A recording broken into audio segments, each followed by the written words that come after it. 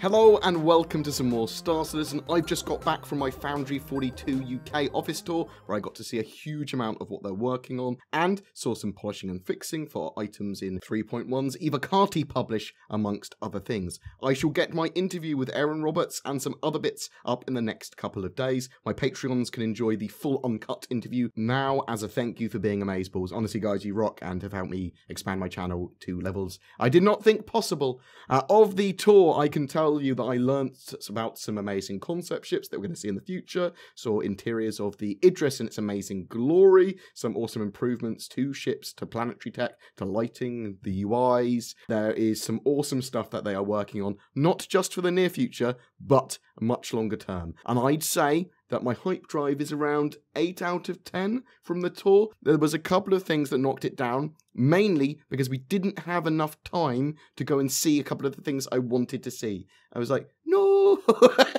we don't have enough time to see this. I did also get to talk to a lot of devs afterwards in our Bar Citizen, and for those of you that are worried about the project, one of the devs told me that he could make considerably more money by moving to another studio elsewhere. But he loved the team he was on and was totally enthralled by the work he got to do and the project as a whole. And this sentiment seemed to be shared by a few of the other devs I talked to and poked a bit after the office tour at the actual Bar Citizen. The money isn't great for game development from a job point of view, but what CITU is doing and the things that they actually get to do there is pretty amazing apparently. And now that their office is expanded somewhat, they've got all these facilities and amenities to help those artists and developers do their job. So let's talk about some roadmap updates. 3.1 is in PTU with the evocati, and once a bit more stable, we'll go on to a wider first wave release to subscribers and concierge members, as well as a variety of other people that have been testing regularly in the past. There's been some additions to 3.1. The Aopoa Nox queue has been added. I was also informed by Erin that the only feature that potentially might not make it into 3.1 if they have a bad time with it, and that would get pushed to 3.2 of the current stuff, is the service beacon distress signals, though they should be able to get them in, and that's the plan still. End of March is also pretty much a hard deadline for the live build as well. I was told that very, very clearly that that's what they're aiming for, that's what they're going to try and do. The 3.2, 3.3 and 3.4 patches saw their variant ships split into individual ships, and that was really the only change. So in 3.2 we have the additional entries of the Mustang Beta, Delta, Gamma, Omega, and split off into the Alpha rework as well. 3.3 has seen the TRAA, RC, and RN Tumbrel Cyclones individually listed, and 3.4 has seen the Freelancer Dire found, which was missing from last week's, and that's also been added, as well as the Reliant Mako, Sen, and Tanner entries. The newsletter has also seen a big revamp, and it's actually very useful now. It has a huge amount of data. Let me read the little intro blurb, which we might do regularly on the news maybe. We are delighted to unveil the new look and format for our weekly newsletter. Thanks to our team at Turbulent for doing a great job with the new design. We look forward to hearing your thoughts, so tell them if you like it or not. With many features in the polishing phase and others wrapping up development, Alpha 3.1 has released to the PTU for the evocati test group. They're currently digging into it, helping us identify and fix lingering issues and prepare for wider release. While features and content continue to be developed for our quarterly releases, a lot of focus has been recently put on performance optimization.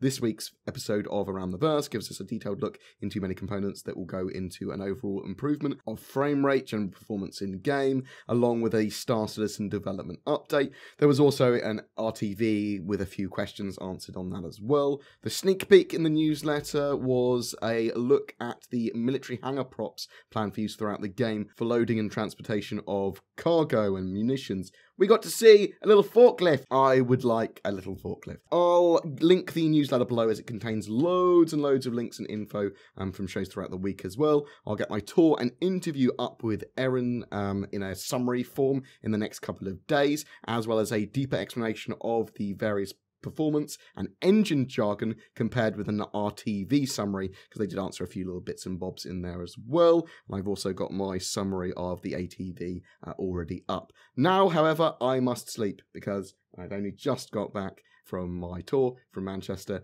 and I am shattered.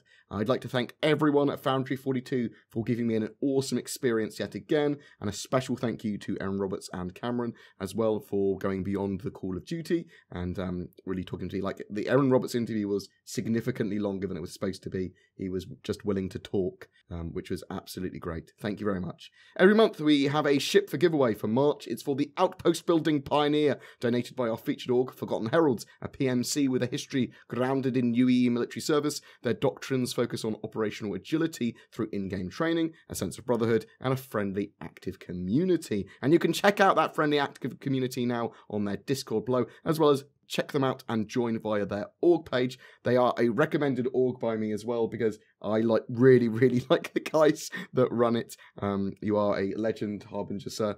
But also, they're going to be very active in 3.1, and they are a small, growing community. So if you like the idea of helping expand out an org, and for your opinions to really matter and help shape it, then they might be one to look at. To be in for a chance of winning that Pioneer, though, make sure that you are subscribed, and then comment on any of my videos made during March. Each video will give you another opportunity to potentially win that Pioneer. Any questions about Star Citizen or Squadron 1-2's development or anything that we discussed here? Obviously, I am under NDA for a lot of the stuff that I saw at the office tours. I can kind of just go, oh, it was pretty. But if you've got any other suggestions for videos and that sort of stuff, then chuck them in the comments below. A special thank you to my Patreons who allow me to create the amount of content I do and go on office tours and that sort of stuff as well. You guys absolutely rock. Thank you so much. If you'd like to become one of those beautiful gentlemen or women's, then you can find the links below to Patreon, as well as everything else we've talked about. Please don't forget to like and subscribe, as it really does help me, and I'll see you in the verse.